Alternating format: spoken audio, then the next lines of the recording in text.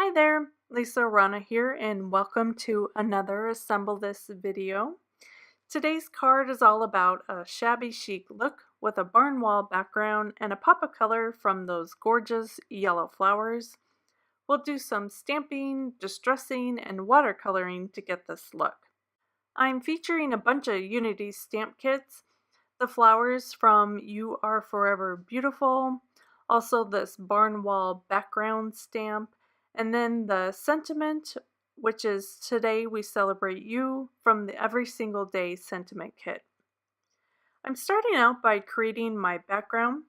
I have some crafts cardstock and my mini MISTI, and I'm inking up my stamp with some dark brown chalk ink by ColorBox.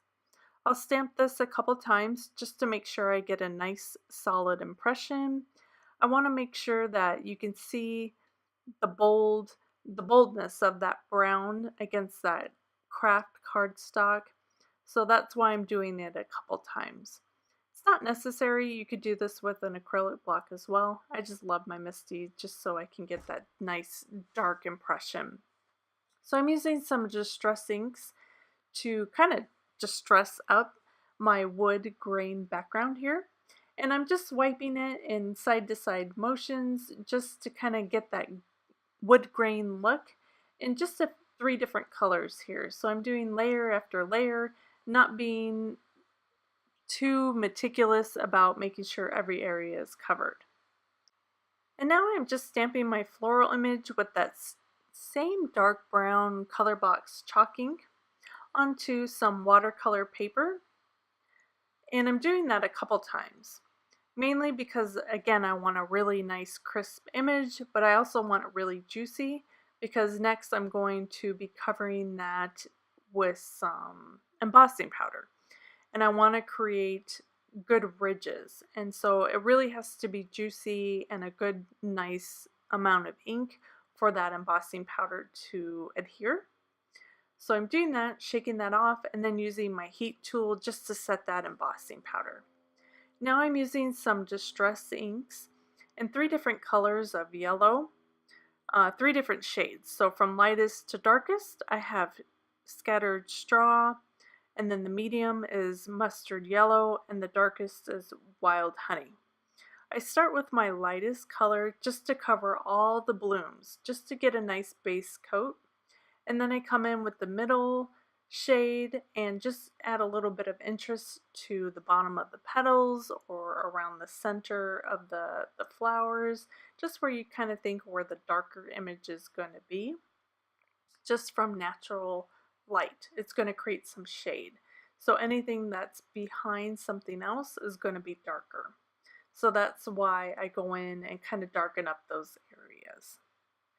So after I'm done with the middle shade, I go in with the deepest, darkest color of yellow, and I'm doing the center of the flowers, again where it's going to be the darkest, and then kind of the bottoms of the petals and where the light has a harder time to reach, which means that it's probably behind something else, which is creating a bit of shade. So that's how I work. I usually use 2 to 3 shades of the same color just to create a bit of depth of image, just based on nature, on how light falls. So that's what I'm doing with the blooms. I have these 3 shades and I'm just kind of going in and creating a bit of pop. So next I'm doing the same thing with the leaves. I'm only using 2 colors here just because there's not a large surface area to create color. So I don't need as many variances in shades. So I'm going down with a light color of the green over all the floral images, and it's not really technical. I'm just following the image of the stamp and making sure everything's just kind of has a little bit of a layer of color. And then I'm going in with the darker image again towards the center, or anything that might be beneath something else. That's going to create some shadow and interest to the image, so it creates more of a pop to your eye. So I let my flowers dry completely, which is really important with watercolor, and then I'm just coming in with my scissors and I'm going to fussy cut everything out. not being real careful to keep all those dots and background images just because they're not so important to this particular card design. So here we have a bit of an idea where that floral image is going to go. And now I need to do a bit of card surgery because I didn't plan this out. I need to get some ribbon in here. So I cut a slit into the crease of the card with my scissor. And I'm just going to thread in this piece of string through that slit that I had cut. And it's going to take some tools. Here I'm just going to use the edge of my scissor just to push that thread through and then pull it. And I'm going to do that a couple times here. Take some time to kind of finagle and pull it around. And I want to make sure that I have a nice tail on the other end. So I pull that through and then I push it through with my scissors again. And then one more time, I'm going to push it through. And there we go. Now we have it all thread through, so I have this nice little edge of string. And I'm going to trim off the excess and then just wrap that around my finger. My fingers, 3 of them. Just that's the size that I'm looking for. And I wrap it around 3 times, which is going to give me a bit of a bow. And then I'm going to use the tail of the string from the card and tie that around that bit of twine. And that's going to create a bit of a bow, which is really kind of messy and interesting how I have 2 tails, but this perfect little bow tied in the center. Last, I'm going to add a bit of foam adhesive to pop up those flowers to the front of my card. I'm going to finagle it around my bow and then just trim off the excess just because I don't like things hanging around off the edge of my card. Also, it fits in the envelope better.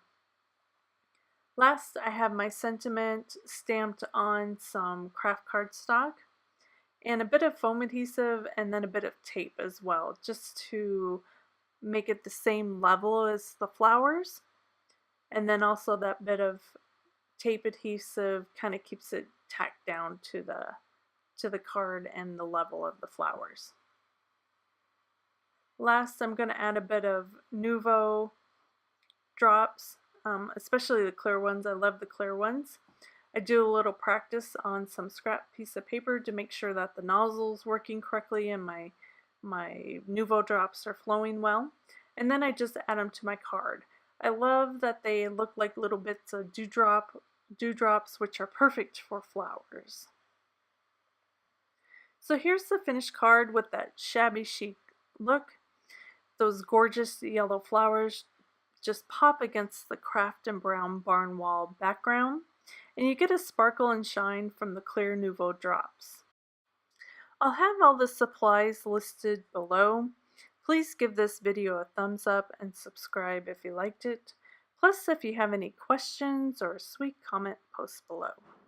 Thank you so much for joining me today. I hope you enjoyed creating with me, and I'll see you next time. Bye.